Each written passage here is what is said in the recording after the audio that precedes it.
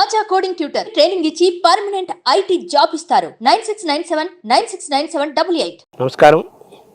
మనతో పాటు నాగ సుశీల గారు ఉన్నారు. నాగ సుశీల గారు అంటే అక్కినేని నాగేశ్వరరావు గారి ముద్దుల కుమార్తె అని చెప్పాలి. అక్కినేని నాగేశ్వరరావు గారు సెంటినరీ అంటే శత జయంతి సంవత్సరము సెప్టెంబర్ 20వ తేదీకి శత జయంతి పూర్తి చేసుకుంటున్నారు. 100 ఏళ్ళు పూర్తవుతోంది. ప్రపంచమంతా ఉత్సవాలు చేస్తున్నారు. ఈ సందర్భంలో, ఈ సంరంభంలో అక్కినేని నాగేశ్వరరావు గారితో ఆడుకున్న జ్ఞాపకాలు, అక్కినేని నాగేశ్వరరావు గారి ప్రభావం ఆవిడపైన ఏ విధంగా ఉంది, ఇలాంటి విషయాలన్నీ ఎవరికి తెలియనివి, కొత్త విషయాలు తెలుసుకునే ప్రయత్నం చేస్తూ అక్కినేని గారికి నివాళిగా ఈ ప్రత్యేకమైన ఇంటర్వ్యూ చేస్తున్నాం. నమస్తే అమ్మా. ఈ నాగ సుశీల అన్నారు కదా, నాగార్జున అన్నారు, నాగేశ్వరరావు గారు అన్నారు. ఈ నాగ శబ్దం అంటే సుబ్రహ్మణ్య స్వామిది కదా, ఏమన్నా ప్రత్యేకత ఉందా ఈ పేర్లు పెట్టామని? నాకు ప్రత్యేకంగా తెలియదండి, యాక్చువల్గా తెలీదు. నాన్నగారు ఏమన్నారంటే మా పేర్లు పెట్టినప్పుడు ఆ టైంలో రిలీజ్ అయిన హీరోయిన్ల పేరు పెట్టారు అని చెప్పారు.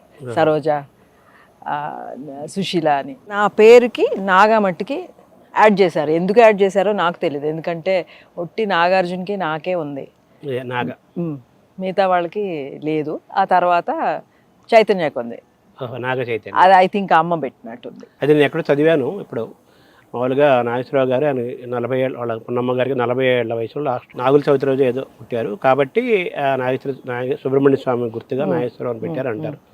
సో అదే తర్వాత మీకు కూడా కంటిన్యూ ఉండొచ్చండి, ఎందుకంటే మా పెద్దనాన్న గారు పిల్లలందరికి కూడా నాగమ్మని, ఫస్ట్ బాన్కి నాగమ్మనే ఉంది, అండ్ సత్యవతి, ఈ 2 పేర్లు మట్టుకు ఉంటాయి. ఎందుకంటే నాన్నగారికి ఒక చెల్లెలు ఉండేది, తన పేరు సత్యవతి. తను చిన్నప్పుడే చనిపోయినట్టు. సో అందరు పిల్లలు, మగ పిల్లలు అందరూ వాళ్ళకి పుట్టిన ఫస్ట్ సత్యవతి, అందుకే అక్క పేరు సత్యవతి. చాలా మందికి డౌట్, కొంతమంది తెలిసి ఉండొచ్చేమో కానీ నాగార్జున గారికి మీరు అక్క చెల్లె? అక్కేనండి, చెల్లిగా అక్క. అక్కే, కానీ నన్ను అన్నయ్యలాగా చూసుకుంటాడు సార్. అదే మామూలుగా చాలా మంది అనుకుంటున్నాం కదా, నాగార్జున గారు ఆయన చాలా హెల్త్ కాన్షియస్గా ఉంటారు, బాగా డిసిప్లిన్డ్గా ఉంటారు, అన్నీ మెయింటైన్ చేస్తారు. ఆయన వయసు కంటే చాలా తక్కువ కనిపిస్తారు, యంగ్గా కనిపిస్తారు. ఆయన చాలా కాంప్లిమెంట్స్ పొందుతుంటారు ఆయన నాగార్జున గారు. కానీ ఆయనకి మీరు అక్కని మీరు చెప్తుంటే ఇప్పుడు చాలామంది ఆశ్చర్యపోతారు. ఆయనకి చెల్లెలాగా కనిపించడానికి మీరు ఏం చేస్తున్నారు? అవి ఐ థింక్ నాన్నగారు ఇన్ఫ్లుయెన్సేనండి నా మీద. ఎందుకంటే డిసిప్లిన్, మనం ఏం తింటున్నామో అది మట్టుకి ఆలోచించి డిసిప్లిన్గా తింటాను. అండ్ మెయిన్ థింగ్ ఇస్, ఏదో కష్టాలు వచ్చినా ఆ కొద్దిసేపు తర్వాత అవి హార్ట్కి తీసుకొని కుమిలిపోయి అలాంటివన్నీ మేము ఎవరం చేయము యాక్చువల్లీ. సో మేము హ్యాపీగానే కొన్ని రోజులు ఉంటాయి, తర్వాత బాగానే ఉంటాం. అందుకని అదొకటి అనుకుంటా నేను. I don't take everything to heart. నాన్నగారి నుంచి నేర్చుకున్నారు మీరు? అవునండి, ఎందుకంటే ఎన్ని రోజులు ఎన్ని ఎదుర్కొన్న ఆయన నైట్ అట్లా పడుకుంటారు, ఆయన పడుకోగలరు. అలా మేము మరీ ఆయనలాగా మేము ఉండలేము అనుకోండి, but at least 70%. Mental health, physical health అంటుంటారు మామూలుగా. మానసికంగా ఏదైనా వచ్చినా కానీ వాటిని ఓవర్కమ్ చేసి చాలా పాజిటివ్గా తీసుకొని క్విక్గా అక్కడి నుంచి బయటకు వచ్చేసి రావటం అనేది, ప్రోయాక్టివ్గా ఉండటం అనేది.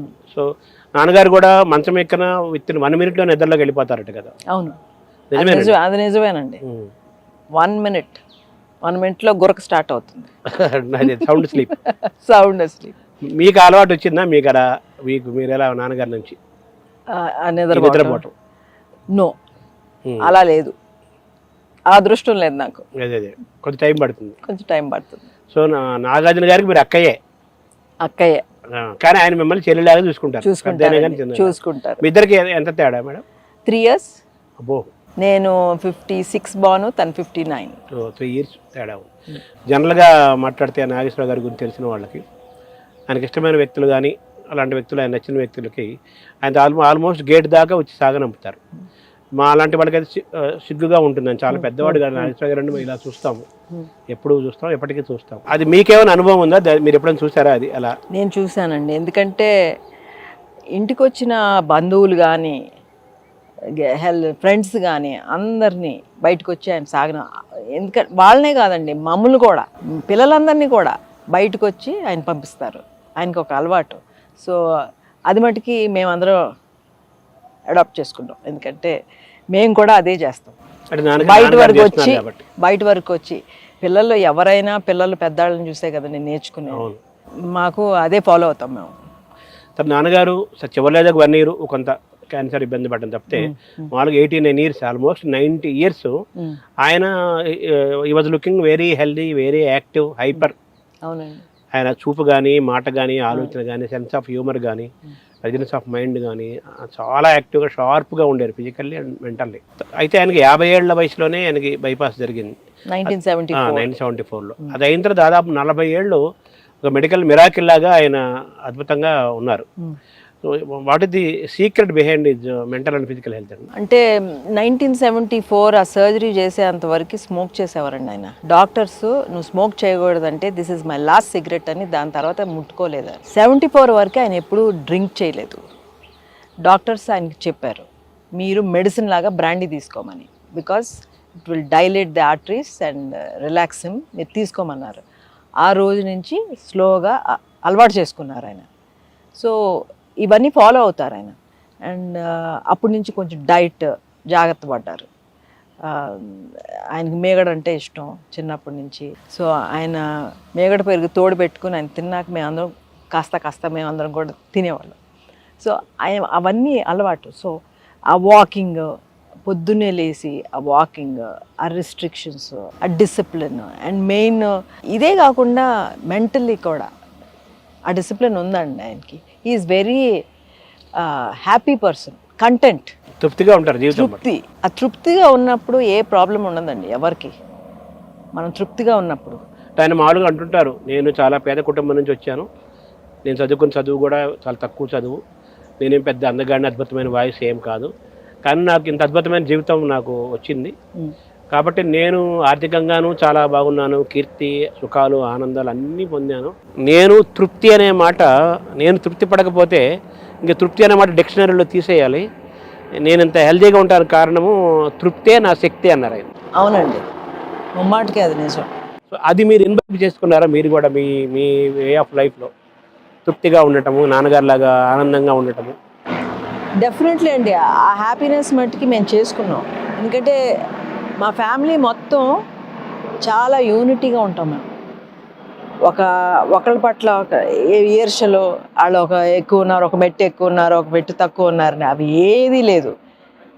అండ్ అట్ సేమ్ టైం మేము మా గురించే కాదు, ఇతరుల గురించి కూడా ఒక పెద్ద చిన్న భేదం మటుకి లేదండి. ఆయన కూడా చాలా డౌన్ టు ఎర్త్ గా ఉంటారు, very down, sense of humour తో ఉంటారు. మీరు కూడా చాలా డౌన్ టు అందరిని చూసా కదా ఇందాక స్టూడియోలో కూడా, మీ ప్రిమిసెస్లో కూడా అందరినీ పేరు పేరున పలకరించడం, ఎలా ఉన్నావు అడగటం. వాళ్ళే పలకరించలేదు, వాళ్ళని మీరే పలకరిస్తున్నారు. పలకరించి ఎలా ఉన్నామని అడగటము, ఆ డౌన్ టు అర్త్గా ఉండటము, ఎప్పుడు ఎవరు స్మైలింగ్గా ఉంటాము, యాక్టివ్గా ఉంటాము, తర్వాత సెన్స్ ఆఫ్ హ్యూమర్తో ఉండటము, అన్ని జనరేషన్స్, అన్ని రకాల మనుషులతో కలిసిపోవటము, ఇవన్నీ నేను మీకు అబ్జర్వ్ చేశాను. ఇవన్నీ నాన్నగారి దగ్గర నుంచి వచ్చినాయి అని చెప్పుకోవాలా? ఆయన కూడా ఇలాగే ఉంటారా? ఇలా ఉండమని చెప్పారా? ఇలా ఉండాలి అలా ఎప్పుడు చెప్పలేదండి. కానీ ఆయన ఒక 4 ఏళ్ళ 5 ఏళ్ళ బాబుతోనూ ఒక 80 years ఓల్డ్ మ్యాన్తోనూ సేమ్గా మాట్లాడతారు. అంత బాగా మాట్లాడగలరు. That's he has that in him. అంటే అడాప్టబిలిటీ ఉంది ఆయన దగ్గర. ఉంది. వీళ్ళ చిన్న బాబు దగ్గర నుంచి కూడా ఆయన నేర్చుకుంటారు.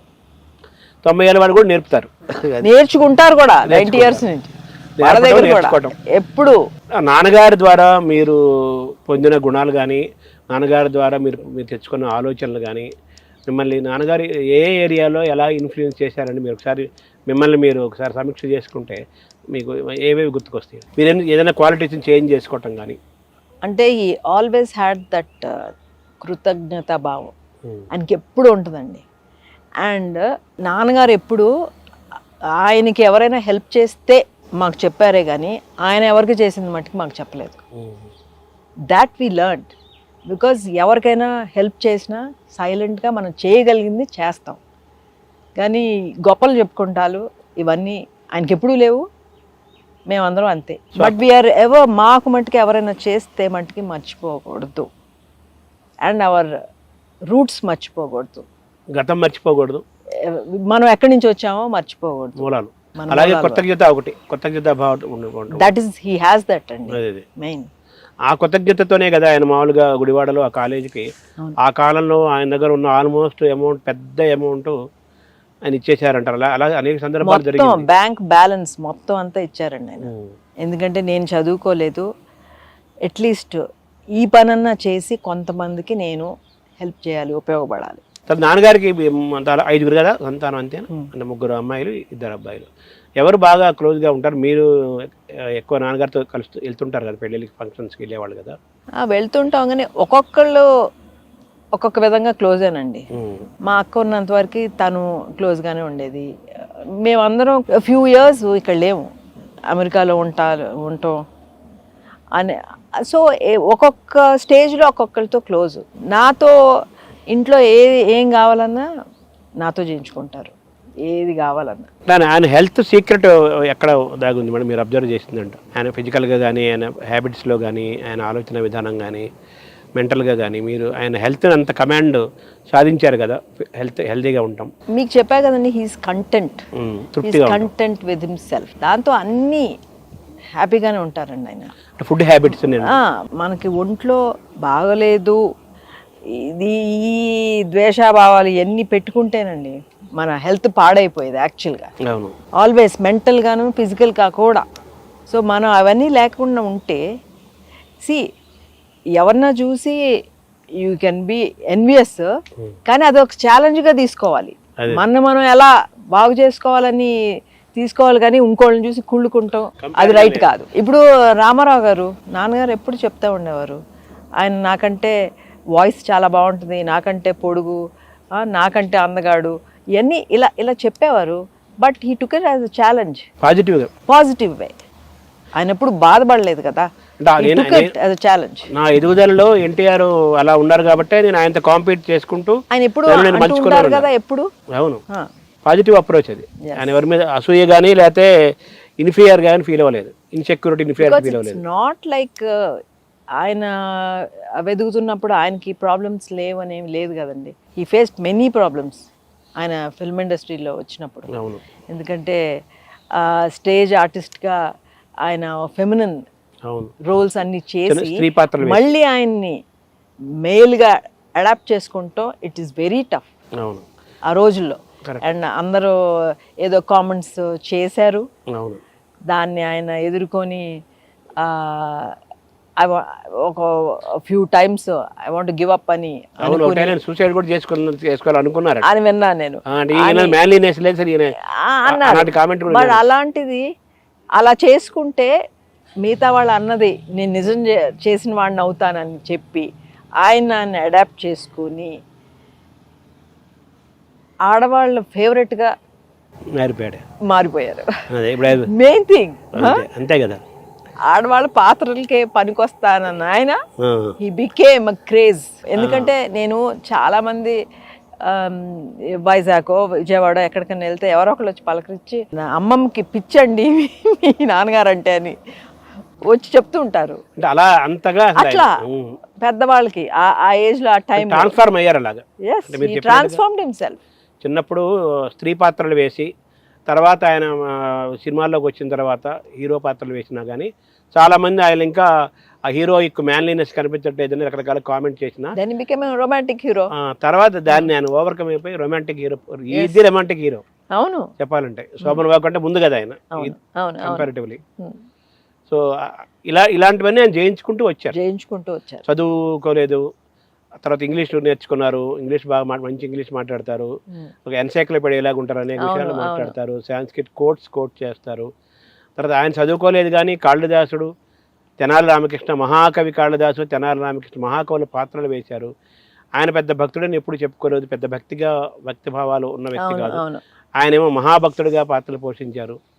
సో ఇవన్నీ తను తాను that is what acting is about కదండి, అబౌట్ అంటే how he has transferred himself into any format.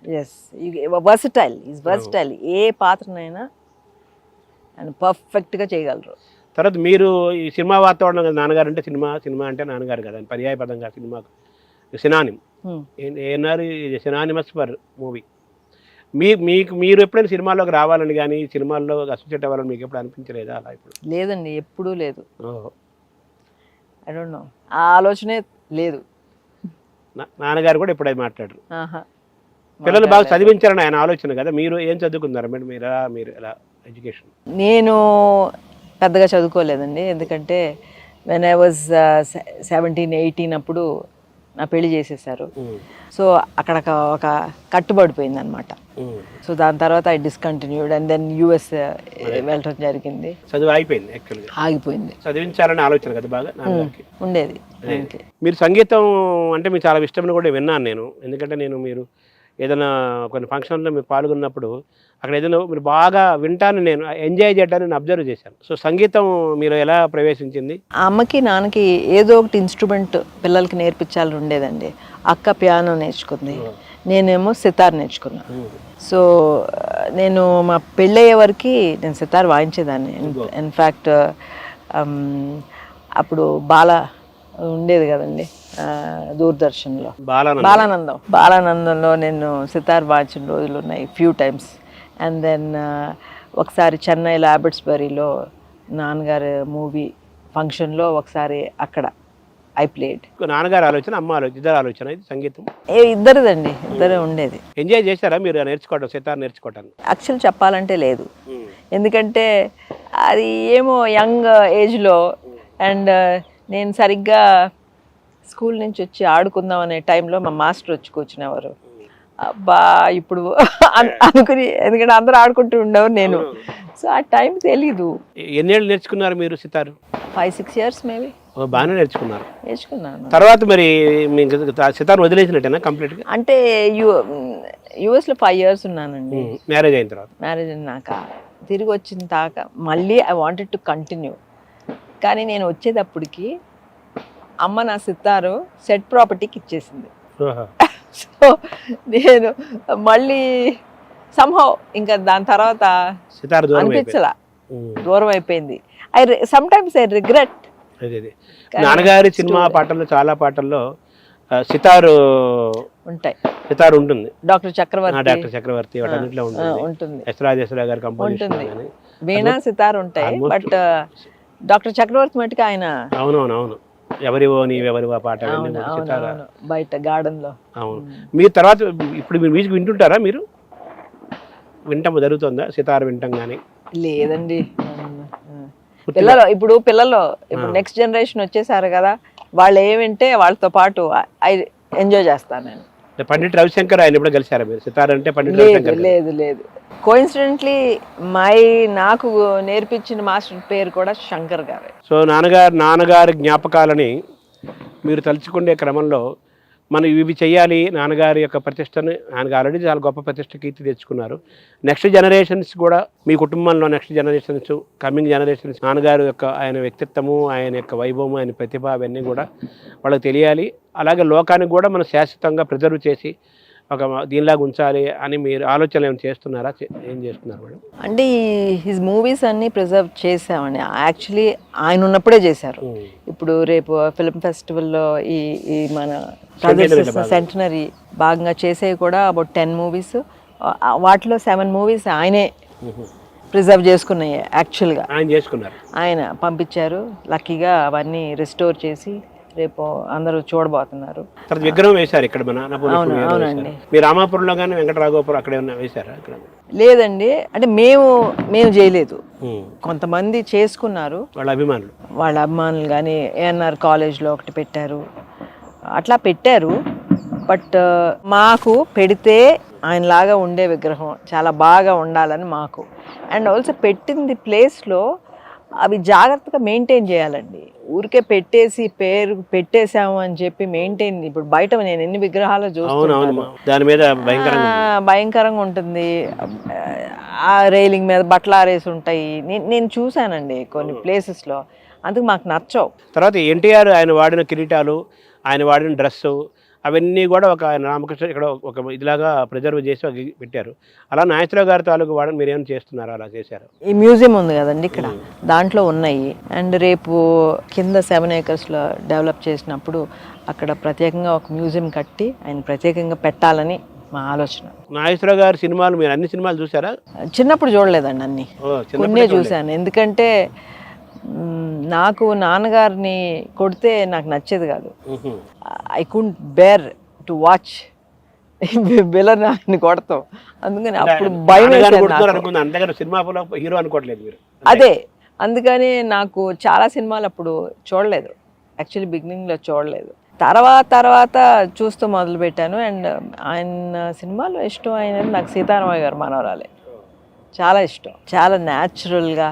ఎందుకంటే ఆయనకి ప్రత్యేకంగా ఈ సినిమా బాగుంది, ఆ సినిమా బాగుంది నాన్న, బాగాలేదు నాన్న అని చెప్పే లేదు. బికాజ్ అప్పటికే ఈజ్ ప్రూవెన్. కొన్ని సినిమాలు బాగుంటాయి, కొన్ని సినిమాలు దాంట్లో నటనలో లోపం కాదు కదా. సో పాత్రలు దాని ఎంపిక కథ అయ్యా అంతే కదండి. ఇప్పుడు వచ్చే సినిమాలు కూడా. ఇంకా ఏమేమి సినిమాలు ఇష్టం మేడం నాన్నగారి సినిమాల్లో? డాక్టర్ చక్రవర్తి ఇష్టం అండి. Quite a few movies. భార్యాభర్తలు, మోగ మనసులు, బుద్ధిమంతుడు. మీరు కొంచెం పెద్ద అయ్యి కొంచెం నాన్నగారి క్లోజ్ అయిన తర్వాత నాన్నగారి సినిమాల్లో మీరు ఏమన్నా క్రిటిసైజ్ చేసేవాళ్ళ, ఇది బాగలేదనో ఇలా ఉంటుంది బాగుంటుందని ఎప్పుడైనా అలాంటి ఏదైనా జరిగిందా? లేదండి, ఎప్పుడు లేదు. అమ్మగారు చేసేవారు కదా నాన్నగారి సినిమాల పైన క్రిటిసిజం? చేసేదేమో మరి. అమ్మ మా ముందు పెద్ద నాన్నగారిని క్రిటిసైజ్ చేయటం అటువంటి ఏమి వాళ్ళిద్దరి మధ్య ఉండొచ్చు. కానీ ఎందుకంటే ఆ ఇల్లరికంలో పాట అది ఎప్పుడు చెప్తుంటారు, నిలువవే వాలు కనులదా, అది అప్పుడు ఇష్టం ఉండేది కాదంట. అదేంటి హీరో వెంటబడి ఇట్లా ఏడిపిస్తూ ఏంటి అని అంటే అమ్మ లేదు ఆ పాట బాగుంటుంది అని అంటే అది పెద్ద హిట్ కదా, చాలా సూపర్. అవును, అది మా మామగారు సినిమానే. మా మామగారు పిఏపి ప్రసాద్ సుబ్బారావు. సో అంతేగాని మీరు నాన్న ఈ పాత్ర బాగుంటుంది, ఆ పాత్ర బాగాలేదని కానీ చెప్పడం కానీ అలా ఎప్పుడూ లేదండి. నాగార్జున గారు నాన్నగారి తర్వాత నాగార్జున హీరో అయ్యారు. ఆయన కూడా ఎస్టాబ్లిష్ అయిపోయారు. ఒక తరం ఎన్టీఆర్, నాగేశ్వరరావు ఆయన ఒక తరము, తర్వాత ఇప్పుడు చిరంజీవి, నాగార్జున ఒక సంవత్సరం ఏజ్లో కొన్ని ఇయర్స్ అటు ఇటు ఉన్నప్పటికీ కూడా వాళ్ళు కూడా ఎస్టాబ్లిష్ చేశారు కదా. సో నాగార్జున గారి సినిమాల్లో మీకు బాగా ఇష్టమైన సినిమాలు అని చెప్పారు? అన్నమయ్య ఇష్టం అండి, మన్మధుడు ఇష్టం, శివ అందరికీ ఇష్టం. కానీ నాకు భయం వేసి చాలా సార్లు నేను చూడలేదు. ఇప్పుడు కూడా ఆ సీన్స్ వచ్చేటప్పుడు కళ్ళు పూసుకుంటాను నేను. I can't see. అంటే మీ పెంపకం, మీరు బ్రాటప్ అనేది నాన్నగారు చెన్నైలో ఉన్నారు, హైదరాబాద్ ఉన్నారు, అంటే ఈ రెండు చోట్ల ఎక్కడెక్కడ సాగింది మేడం మీ నాన్నగారు? అంటే టిల్ 1963-65 వరకు అక్కడే ఉన్నాం చెన్నైలో ఉన్నారు. మేము అందరం పుట్టినాకేనండి హైదరాబాద్ వచ్చింది. ఈ పుట్టకంది చెన్నై అందరం. ఎందుకు హైదరాబాద్ షిఫ్ట్ అయ్యారు చెన్నై? అంటే నాన్నగారికి మా అందరికి చెన్నైలో అప్పుడు తెలుగు స్కూల్స్లో తెలుగు ఉండేది కాదు, తమిళ్లో కానీ ఇంగ్లీష్ కానీ. ఆయనకి ఎప్పుడు పిల్లలందరం మేము తెలుగు నేర్చుకోవాలి, తెలుగు రాయాలి అని ఉండేది.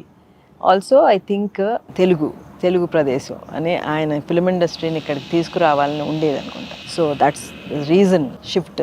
మీకు తమిళ్ వచ్చా? కొంచెం పురియం, అంతే, కొంచెం ఫ్యూ. అంటే ఐ కెన్ అండర్స్టాండ్ అండ్ ఎప్పుడు నా చెన్నై వెళ్తే తమిళ్ మాట్లాడగలను, బట్ ఫ్లూయెంట్ కాక వాడుక. అయితే ఇప్పుడు నాన్నగారు తెలుగు ప్రత్యేకంగా మీతో తెలుగు ఉండాలి, తెలుగుదనం ఉండాలి, తెలుగు వాళ్ళు కదా అనే ఫీలింగ్ బలంగా ఉండి మీకు తెలుగు ప్రత్యేకంగా పాఠాలు చెప్పించారా? మీరు మరి చెన్నై ఎడ్యుకేషన్ లేదండి, అందరూ వచ్చేసి ఇక్కడ తెలుగు జాయిన్ అయిపోతే వచ్చేసారు. అందరూ వచ్చేసాం, చిన్నప్పుడే వచ్చేసాం కదా. సో ఆటోమేటిక్లీ అందరూ I can read and right Telugu. మాట్లాడడం ఎలాగ ఇంట్లోనే ఉంటుంది. అయితే ఇంగ్లీష్ మీడియం స్కూల్స్లో కాలేజీలు చదువుకున్నప్పటికీ కూడా తెలుగుకు మీరు దూరం అవ్వలేదు? ఈవెన్ ఇప్పుడు మా పిల్లలందరూ కూడా తెలుగు మాట్లాడతారు, అందరూ. అది మాట్లాడటం కామన్, తెలుగు రాయటం చదవటం దే కెన్ రైట్ అండి. ఎందుకంటే మిగతా వాళ్ళు ఇప్పుడు మా పిల్లలు, నేను actually first language Telugu medium, then first language నేను తెలుగులోనే వేసాను. సో ఇంకా బెటర్గా వస్తుంది. తర్వాత నాన్నగారు బాగా నాలెడ్జబుల్ కదా, చాలా అనేక టాపిక్స్ మాట్లాడతారు అలవకగా. ఆయన హ్యాబిట్స్, బుక్ రీడింగ్ హ్యాబిట్స్ ఎలా ఉండేవాడిని? Paper చదివేవారండి always. బుక్స్ తక్కువే, ఆయనే రాశారు కదా. అక్కినేని ఆలో and few other books also ఆయనే రాశారు కదా.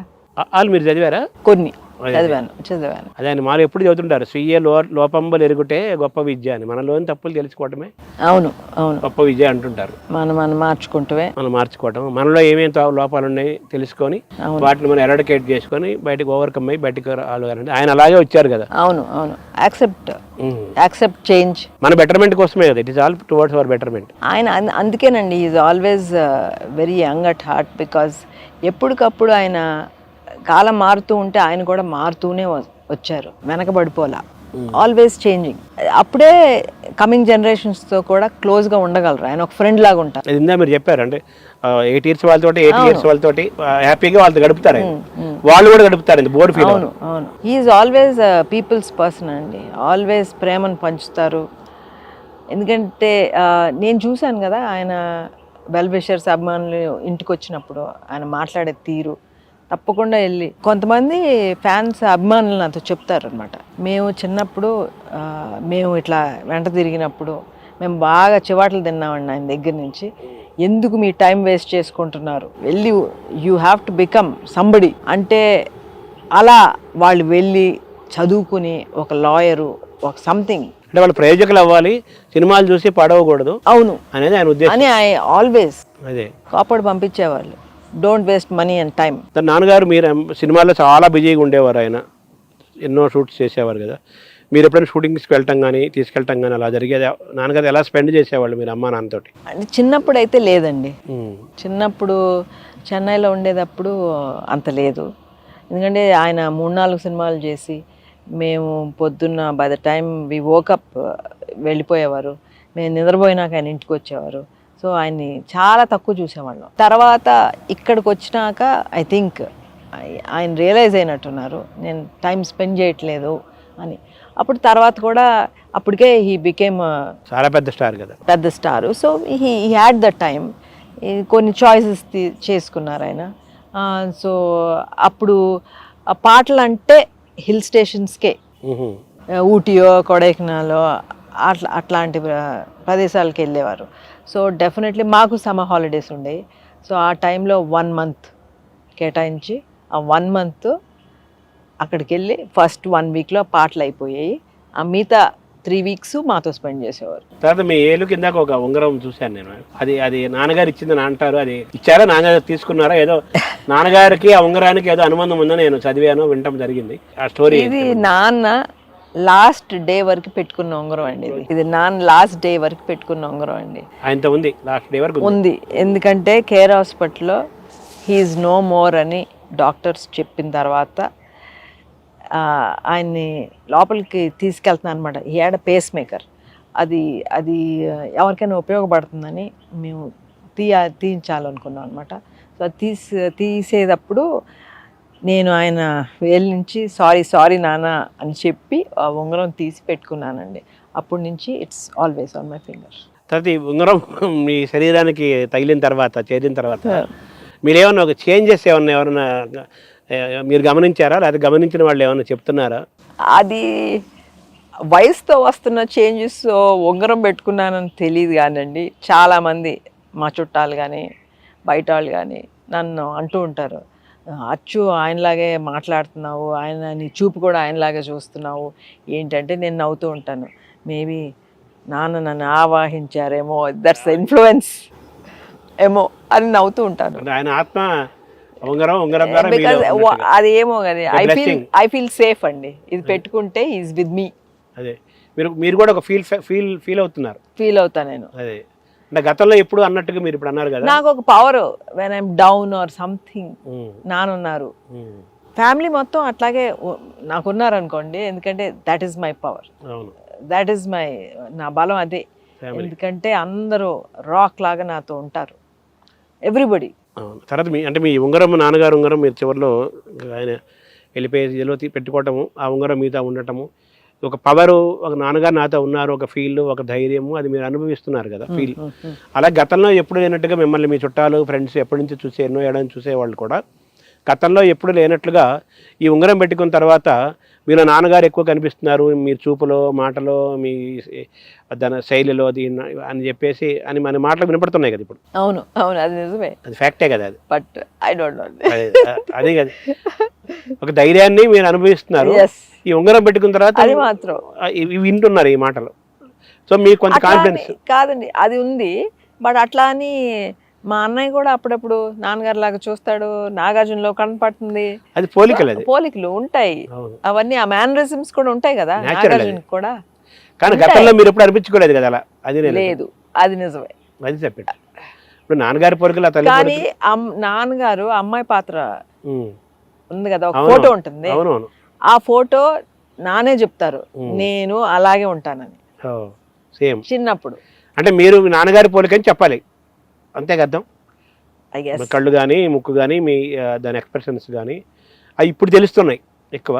నాన్నగారు ఎప్పుడో గుర్తించారు. నేను ఆయన చిన్నప్పుడు స్త్రీ పాత్ర వేసినప్పుడు ఆ ఫోటో మీ ఫోటో పక్క పక్కన పెడితే ఒకటే నాన్నగారే చెప్పారు. ఎందుకంటే ఎవరో చిన్న అదే అన్నయ్య వెంకట్ వాళ్ళ పాప వచ్చి ఆ ఫోటో ఎవరిదంటే సుశీలమ్మది అని అందనమాట immediately.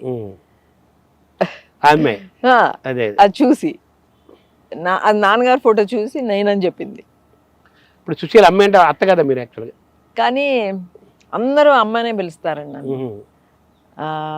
I think Sumanth start చేశాడు సుశీలమ్మ అంటాం. పిన్ని కదా మీరు. పిన్ని కదా. అండ్ తను పుట్టినాక మా అక్క యుఎస్ఎల్ అక్కడ ఉండేదన్నమాట. సో సుమంత్ని అమ్మ వాళ్ళ దగ్గర వదిలిపెట్టేసి వెళ్ళింది. అప్పుడు నాకు పెళ్లి కాలేదు, నేను ఇంట్లో ఉన్నాను. సో నేను చూసుకుంటూ ఉండేవాడు సుమంత్. సో అప్పుడు సుమంత్ సుశీలమ్మ అని పిలవడం మొదలుపెట్టాడు. సో ఆఫ్టర్వర్డ్స్ అందరూ ఫాలో అయిపోయారు. ఇంకా ఇప్పుడు చే కానీ అఖిల్ కానీ అన్నయ్య వాళ్ళ బాబు అందరూ నో అత్త పిన్ని, ఓన్లీ సుశీలమ్మ. బట్ నాకు చాలా ఇష్టం అండి ఆ పిలుపులో, చాలా ప్రేమ ఉన్నట్టు అనిపిస్తుంది నాకు. అమ్మ తనే కాకుండా ఇప్పుడు ఇంటికి వచ్చిన అల్లుళ్ళు కోడళ్ళు వాళ్ళ ఫ్రెండ్స్ అందరు నన్ను సుశీలమ్మనే పిలుస్తారు. ఇందిరమ్మలాగా సుశీలమ్మ అయిపోయారు సుశీలమ్మ. తర్వాత ఇప్పుడు నా నాన్నగారికి పెద్ద సినిమా, ఆయన పెద్ద ప్రయాణం కదా.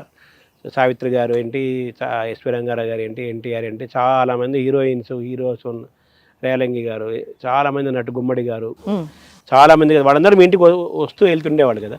ఏమన్నా ఒక ఆసక్తికరమైన జ్ఞాపకాలు, మీ చిన్ననాటి జ్ఞాపకాలు ఏమైనా ఉన్నాయి? అంత చిన్నప్పుడు గుర్తులేదండి నాకు. చెన్నైలో కదా అంత, I was only 5-6 years old, గుర్తులేదు. ఆ తర్వాత మట్టికి ఇంటికి రాజేంద్ర ప్రసాద్ గారు ఎక్కువ వస్తూ ఉండేవారు. వివి రాజేంద్ర ప్రసాద్ గారు ఎక్కువ వస్తూ ఉండేవారు. గుమ్మడి గారు కూడా నాన్న అటు ఇటు హైదరాబాద్ ఉన్నారు కదా. అవును, ఉంటూ ఉన్నారు. పిల్లలు కూడా చాలా ఇప్పుడు కూడా నాతో క్లోజ్గా ఉంటారు. సావిత్రి గారు అమ్మాయి. గుమ్మడి గారు, నారాయణ రెడ్డి గారు నాన్నగారితో ఎక్కువ గడుపుతుండేవారు వాళ్ళు. అవును, ఇక్కడ హైదరాబాద్ ఉంటాం లక్కీగా వాళ్ళందరూ. అవును, అంటే వాళ్ళు మోర్ కల్చరల్ గా నారాయణ రెడ్డి గారును నాన్నగారు కలిసి, అంటే వాళ్ళు సాహిత్యము, నాన్నగారి సాహిత్యము, సంగీతము చాలా మాట్లాడుతుంటారు కదా. అవును అవును. వింటుండే వాళ్ళ మీరు? లేదండి, ఈవినింగ్స్ వాళ్ళ ఇదిలో వాళ్ళు ఉంటారు.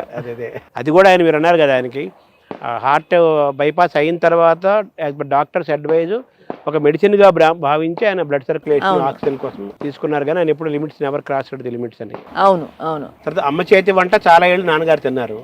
మీ చేతి వంట తిన్నారా నాన్నగారు? ఓ ఎస్. నేను యుఎస్లో ఉన్నప్పుడు వచ్చేవారు, ఎవ్రీ 1 month ఉండేవారు. మేమందరం కలిసి తిరిగేవాళ్ళం. అప్పుడు మెయిన్ థింగ్ ఇస్ వచ్చి మేమిద్దరం కలిసి గ్రోసరీ స్టోర్కి వెళ్ళి, ఆయనకి ఇష్టం కూరగాయలన్నీ తీసుకుంటాం అని ఆయనకి ఇష్టం. ఎందుకంటే ఇక్కడ అవన్నీ ఆయన చేయలేరు, బయటికి వెళ్ళి. సో అక్కడ ఎంజాయ్ చేసేవారు, చాలా ఫ్రీడమ్ ఉండేది. సెలబ్రిటీ కదా ఇక్కడ, ఫ్రీడమ్ ఉండేది. అన్నీ తీసుకుని అండ్ నాకు ఉల్లిపాయలు కోసి ఇచ్చేవారు, అన్నీ కట్ చేసి ఇచ్చేవారు. అండ్ ఇట్స్ సో స్వీట్ అండి. యూస్ టు టెల్ మీ, ఉల్లిపాయలు నేను కోస్తానమ్మా, కళ్ళం నీళ్ళు వస్తాయి, నా కళ్ళజోడు ఉంది, నాకు రాదు, అందుకు నేను కట్ చేసి ఇస్తాను. కట్ చేసి పెడితే నేను వండేదాన్ని. సో నా అమ్మ చేసిన వంటల్లో ఇలా నాన్నగారితో చాలాసార్లు నేను డిన్నర్ చేశాను, నాకు ఐడియా ఉంది. నాన్నగారికి అమ్మ చేసిన వంటల్లో బాగా ఏది ఇష్టము, మీరు చేసిన వంటల్లో ఏది బాగా ఇష్టం? ఆయన గుత్తి వంకాయ ఇష్టం అండి, చాలా ఇష్టం. అట్లాంటి రోటి పచ్చళ్ళు అంటే చాలా ఇష్టం. పల్లెటూరు నుంచి వచ్చారు. ఎందుకంటే ఆయనకి ఆ అలవాట్లు నేను చాలా ఫాలో అవుతా. ఆహారం ఫుడ్ ఎందుకంటే చాలా మంది అంటారు నేను వినలేదంటే అవన్నీ మా నాన్నగారింట్లో రోడ్డు పచ్చడి చేస్తున్నారా? రోటి పచ్చడి, అరటి ఊస కూర, అబ్బో ఇట్లాంటివన్నీ, మీ ఫుడ్ మీద ఉలవచారు అవన్నీ ఉంటాయి, గోంగూర పచ్చడి అవన్నీ ఉంటాయి. మీరు చేసిన వాటిలో బాగా నాన్నగారు చాలా బాగుందామని ఇష్టపడి అది మళ్ళీ చేయవా అని చెప్పి చేయించుకున్న అలాంటివి ఏమైనా ఉన్నాయి? వెజిటబుల్స్ అండి, ఆయన వెజిటబుల్స్ ఏది చేసినా ఆయన చాలా ఇష్టంగా తింటారు. అంటే ఏమైనా పర్టికులర్ ఏమైనా ఉన్నాయా? వంకాయ, గుమ్మడికాయ ఇగురు, అట్లాంటివన్నీ ఆయనకి ఇష్టం అండి. చిక్కుడుకాయ ఇగురు, ఉలవచారు, మీగడ అంతమంది బాగా కంటిన్యూ అయింది. కంటిన్యూ అంటే అప్పుడు ప్రత్యేకంగా మేగడ పెరుగని తోడు పెట్టుకుని తినేవారు. ఇది ఉలవచారులో స్పూను. అమ్మ చేతి వంటలో అన్నీ అండి, వెజిటబుల్స్ అన్ని ఆయనకి ఇష్టమే. వెజిటబుల్స్ ఇష్టం మోర్.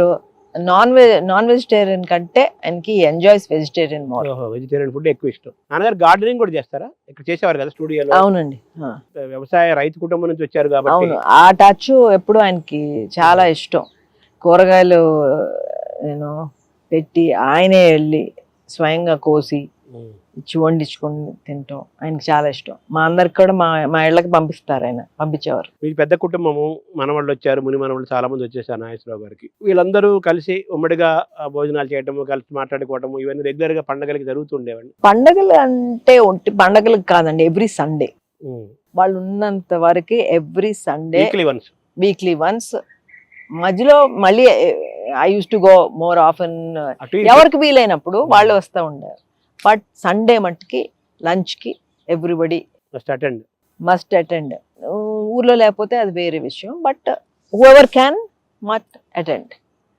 సో మేమందరం, అండ్ ఆయనకి చాలా ఇష్టం దగ్గర కూర్చుని వడ్డిస్తాం. నాగేశ్వరరావు గారు వెళ్ళిపోయిన సందర్భంలో మీరు నాగార్జున గారు అప్పుడు ఆయన తలుచుకునే క్రమంలో ఈ కుటుంబానికి మొత్తం నాగార్జున గారు అన్నారు, మొత్తం మనకు స్ట్రాంగ్ బాండ్ ఫ్యామిలీ మధ్య నాన్నగారు ఎప్పటి వెళ్ళిపోయారు అని అన్నారు కదా, వేసారు అన్నారు కదా. అంటే అది ఆయన అది మొదటి నుంచి ఆయన ఫ్యామిలీ రిలేషన్స్ ఇవన్నీ ఎక్కువ కాబట్టి ఉంది. తర్వాత పెరిగాయి అంటారా ఇలా ఈ బాండ్? ఇంకా పెరిగినాయండి, ఎందుకంటే వెన్ హీ వాజ్ అన్వెల్ మేమందరూ ఒక family app, WhatsApp group form చేసుకున్నాం అనమాట. ఫ్యామిలీ జస్ట్ ఫ్యామిలీ, ఇప్పుడు కూడా కంటిన్యూ అవుతుంది. సో దాంట్లో మేము ఎవ్రీ డే ఎవరు నాన్నగారి దగ్గరికి వెళ్తే వాళ్ళు పోస్ట్ చేసేవారు, he's fine, he's happy, so that అందరికీ తెలియాలని ఎలా ఉన్నారు అని. అండ్ విజిటర్స్ వచ్చేవారు, వీళ్ళు వచ్చారు, వాళ్ళు వచ్చారు. So we use to coordinate in that group. So అట్లా అది అలవాటు అయిపోయింది. ఇప్పుడు కూడా మేము anything we share in that group. మీ సిస్టర్స్, బ్రదర్స్, ఈ ఐదుగురు మధ్య ఎప్పుడైనా కానీ మీ కుటుంబాల మధ్య ఎప్పుడైనా కానీ కోపతప్పాలు కానీ ఎప్పుడైనా ఇది కానీ స్పర్ధలు కానీ ఇలాంటివి కానీ ఎప్పుడైనా అసలు వచ్చాయా? హ్యాపీ గోయింగ్ లేదండి. చిన్నప్పుడు ఏదో పోట్లాడుకుంటుంది తప్పితే సరదా, అది సరదానే. ఇప్పుడు అస్సలు లేదండి అసలు. అదే నాన్నగారు వేసిన బాండ్ ఇంకా పెరిగింది.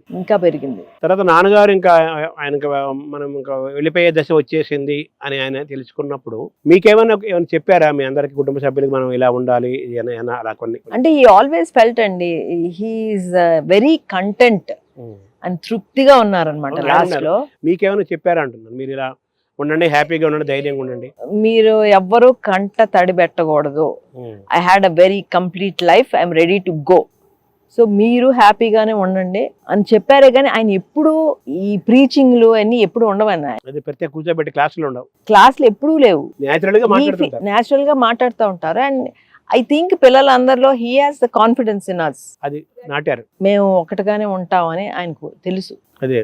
ఎందుకంటే నేను చాలా సార్లు నోటీస్ చేసుకున్నాను, ఈవినింగ్స్ ఎప్పుడు మేము అందరం కూర్చుని నవ్వుతూ మాట్లాడుకుంటూ ఉంటే ఆయన ఆనందిస్తూ చూస్తూ ఉండేవారు, ముసిముసిలో నవ్వుకుండేవారు. He's happy. మేమందరం అట్లా ఉంటే ఆయనకి చాలా ఇష్టం. అందుకే మొన్న 1 month బ్యాక్ కూడా గోవా వెళ్ళాం అందరం. ఎందుకంటే ఇక్కడ ఏదో కుదరట్లేదు, అందరూ సేమ్ హౌస్, సేమ్ ఒకటే ఊర్లో ఉంటాం కాబట్టి కుదరట్లేదండి. ఒకళ్ళ ఇంట్లో ఉంటాం, సాయంత్రం బయటకు వెళ్తే కలిసి ఉంటాం, ఏది ఫుల్ టైం. సో మేము అట్లా వెళ్ళి 3 days మనం జనవరిలో వెళ్ళాము, మొన్న వెళ్ళాము కూడా. ఆ అమ్మని చాలా బాగా చూసుకున్నారు నాన్నగారు అనేది కూడా బాగా, అంటే ఎవరైనా ఏ భర్తనైనా భార్య, ఏ భార్యనైనా భర్త చూసుకోవాలి. సరే చూసుకుండే వాళ్ళు తగ్గిపోతున్న కాలంలోకి మనం వచ్చేసాము. అయినప్పటికీ ఆ జనరేషన్ వాళ్ళు భార్యాభర్త మధ్య గొప్ప అనుబంధము ఉంటుంది. సో అమ్మ వెళ్ళిపోయిన తర్వాత నాన్నగారు డల్ అయ్యారా ఎలాగా అది? కొంచెం క్వైట్ అయ్యారండి. బట్ ఎందుకంటే ఆ 2-3 years నాన్నగారు అమ్మ ఉన్నప్పుడు ఇల్లు కదలలేదు అసలు. ఆయన అమ్మను వదిలిపెట్టి ఎక్కడికి వెళ్ళలేదు. ఆ ఈవినింగ్ రవీంద్రబాద్లో సమ్వేర్ ఆ ఫంక్షన్ తప్ప గెస్ట్గా వెళ్ళి, బికాస్ ఆ మాత్రం కూడా బయటకు వెళ్ళకపోతే ఆయనకి వేరే ఊరు తగ్గించారు, వేరే ఊర్లు, వేరే హైదరాబాద్ వదిలిపెట్టి వెళ్ళలేదు ఎక్కడికి. తర్వాత నాన్నగారికి ఇది క్యాన్సర్ అనేది అటాక్ అయిందని తెలిసిన తర్వాత ఫస్ట్ ఆయన రియాక్షన్ ఏంటి మేడం? ఫస్ట్ ఆఫ్ ఆల్ ముందే ఆయన జోకులు వేస్తుంటారు కదా, కేర్ హాస్పిటల్ నుంచి అపోలో హాస్పిటల్కి సిటీ స్కాన్, పెట్ స్కాన్ తీసుకోవడానికి అక్కడికి తీసుకెళ్తున్నారు. క్యాన్సర్ అని కాదు, ఊరికే పెట్ స్కాన్ కానీ తీసుకెళ్తున్నారు. అంబులెన్స్ వాళ్ళు by mistake they took them to Basavatarakam. That is noted for cancer. Cancer. So అక్కడికి వచ్చి వీళ్ళు డిసైడ్ అయిపోయారు నా క్యాన్సర్ అని. అక్కడ తీసుకెళ్ళిపోయారు నన్ను అన్నారు. ఒక నవ్వు. మాకేమో భయం, వాట్ మేమేం వింటామని చెప్పి ఆయనేమో అలా జోకులు వేసుకుంటూ దిగారు అక్కడ. ఆ తర్వాత పెట్ స్కాన్ వచ్చింది, చెప్పారు మాకు. యాక్చువల్లీ మా అమ్మాయి ఫ్రెండ్ పెళ్ళికి దుబాయ్లో ఏదో జరుగుతుంటే వెళ్ళాల్సింది. హీ టోల్డ్ నథింగ్ డూయింగ్, నువ్వు వెళ్ళమ్మా, మీరు ఎవ్వరూ ఏది నా కోసం ఆపుకోవద్దు, మీ సంతోషంగా ఉండాలి, మీరు I don't want to see a tear, మీరు ఇలాగే హ్యాపీగా ఉండాలని కేర్ హాస్పిటల్లో చెప్పారండి మా అందరికి. ఆయన హాస్పిటల్లో ఉన్నారు, ఆయన సర్వీసెస్ చాలా మంది చేశారు. మీరు ప్రారంభంలో బిగినింగ్లో చెప్పారు నాన్నగారికి కృతజ్ఞత చాలా ఎక్కువ, మూలాలు మనకి ఎప్పుడు మర్చిపోకూడదు నాన్నగారు చెప్తుంటారు. ఆయన అలాగే ఉండేవారు. ఆయన సర్వీస్ చేసిన వాళ్ళు అందరికీ కూడా ఆయన చాలా అద్భుతంగా చూసుకున్నారట కదా, అది ఏంటి మేడం? అవునండి, ఎందుకంటే సర్జరీ, కిమ్స్లో సర్జరీ అయినాక ఆయనకి మాకు తెలిసింది అక్టోబర్లోనే తెలిసింది ఆయన క్యాన్సర్ అని. నవంబర్లో ఆ ప్రెస్ మీట్ ఆయనే పెట్టారు, అనౌన్స్ చేశారు నవంబర్లో. అదే ఆశ్చర్యం అది. అదే మనం షూటింగ్ జరుగుతుంది ఆ టైంలో అనౌన్స్ చేశారు. అనౌన్స్ చేసి జనవరి వాజ్ హిస్ లాస్ట్. సో డిసెంబర్లో ఆయనకి what ever it is, all the doctors, ఆయన చూసుకున్న ప్రతి డాక్టర్ని ఇంటికి పిలిచి వాళ్ళందరినీ ఫెలిసిటేట్ చేసి వాళ్ళందరికీ ఒక గిఫ్ట్ ప్రతి ఒక్కరికి ఇచ్చి థ్యాంక్ యూ చెప్పుకున్నారని. ఆయన ఎవరికి మనం రుణపడకూడదు అనేది ఆయన ఆలోచన. అవును. సో నాన్నగారు వారసత్వంకి వస్తే నాగార్జున గారు ఆయన ఎస్టాబ్లిష్ అయిపోయారు.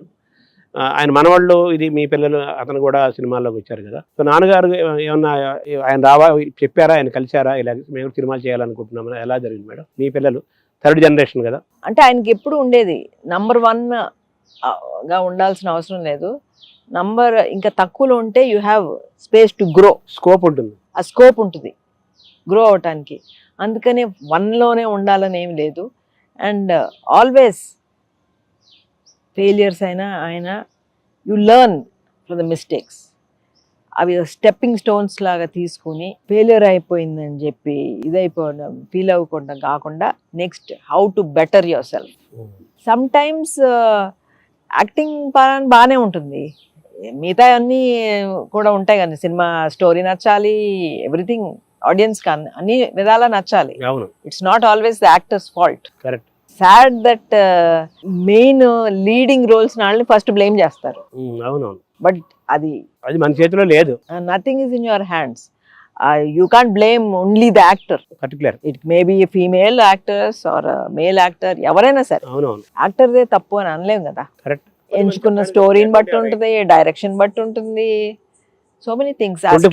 అలానే ఆడియన్స్ కి అలానే నచ్చపోవచ్చు.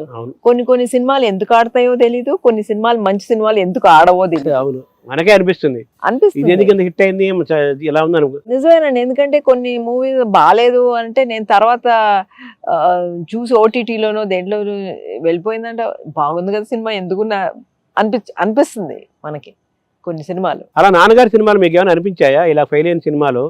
అయ్యో ఇదేంటి చాలా బాగుంది కదా సినిమా, ఇంకా హిట్ అవ్వాల్సింది కదా అని మీకు ఎప్పుడు అనిపించింది? అలా సినిమాలు ఏమైనా ఉన్నాయా? I don't remember. అది అలా ఎప్పుడు అనిపించలేదు మీకు? అనిపించలేదు నాకు. అక్కినేని నాగేశ్వరరావు గారు కూతుర్ని అనిపించుకోవటమే మీ ఆల్వేస్ ఈ proud to be. Yes, I'm very very proud of అంతే. కొడుకు హీరో అయినప్పటికీ కూడా మీ మనసు whatever it is, screen మీద హీరో కాదు, నాన్నగారు లైఫ్ లో కూడా నా హీరోనే. అద్భుతంగా చెప్పారు. అక్కినేని నాగేశ్వరరావు గారి శత జయంతి సందర్భంగా నాగేశ్వరరావు గారిని తలుచుకోవటం ఎంత ముఖ్యమో, అన్నపూర్ణ అంటే ఈ స్టూడియో ద్వారా చాలా మందికి తెలుసు. అన్నపూర్ణ స్టూడియోస్ అంటే నాగేశ్వరరావు గారి భార్య పేరు అదని చెప్పి అందరికి, తెలుగు వాళ్ళందరికీ తెలుసు. అమ్మ విగ్రహం కూడా ఉంది. ఈ విగ్రహం చూడగానే మీకు ఏమనిపిస్తుంది, ఏం గుర్తుకొస్తాయి మీకు? తన ఫేవరెట్ ప్లేస్లో ఉందండి అమ్మ. ఎందుకంటే ఈ స్టూడియోలో ప్రతి ఒక్క చెట్టు దగ్గరుండి అమ్మే నాటించింది. అందుకనే మేము చెట్ల మధ్యలో ఉండాలని అమ్మని ఇక్కడ పెట్టాం.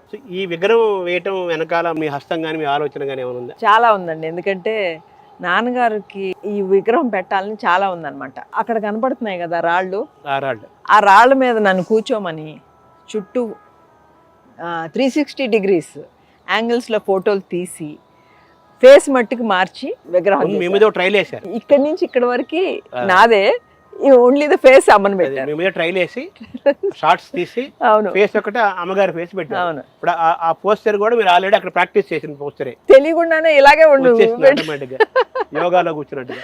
ఇక్కడ నుంచి అమ్మగారికి నమస్కరించుకున్నాము, అన్నపూర్ణ అమ్మగారికి.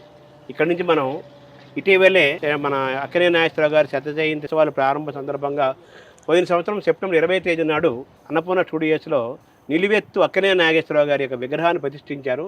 అది జీవకళ ఉట్టిపడుతుంటుంది. ఆ విగ్రహం చూస్తుంటే నాగేశ్వరరావు గారు సాక్షాత్ ఇక్కడ నిల్చున్నారా అన్నట్టుగా అనిపిస్తుంది. అక్కడికి వెళ్ళి నాగేశ్వరరావు గారి విగ్రహాన్ని ఒకసారి మనం చూసి మనం చూద్దాము, అందరికీ చూపిద్దాం. వారి ముద్దుల కుమార్తెతో కలిసి మనం అక్కడికి వెళ్దాం. ఇప్పుడు మనం అన్నపూర్ణ స్టూడియోలో ఉన్నాము. అన్నపూర్ణ స్టూడియో అంటే అక్కినేని నాగేశ్వరరావు గారు, అక్కినేని నాగేశ్వరరావు గారు అంటే అన్నపూర్ణమ్మ అంటే అక్కినేని గారు. ఇటువంటి గొప్ప చరిత్ర కలిగిన స్టూడియోలో ఉన్నాము. గొప్ప గొప్ప సినిమాలు ఇదే స్టూడియోలో నిర్మాణం జరిగాయి. ఇదిగో ఇక్కడ నిలువెత్తు అక్కినేని నాగేశ్వరరావు గారు మనం చూస్తున్నాము. పోయిన సంవత్సరం కరెక్ట్గా 2023 సెప్టెంబర్ 20వ తేదీ నాడు మాజీ ఉపరాష్ట్రపతి వెంకయ్యనాయుడు గారు ఈ విగ్రహాన్ని ఆవిష్కరించారు. జీవకళ ఉట్టిపడుతున్న ఈ విగ్రహాన్ని మనం చూద్దాము.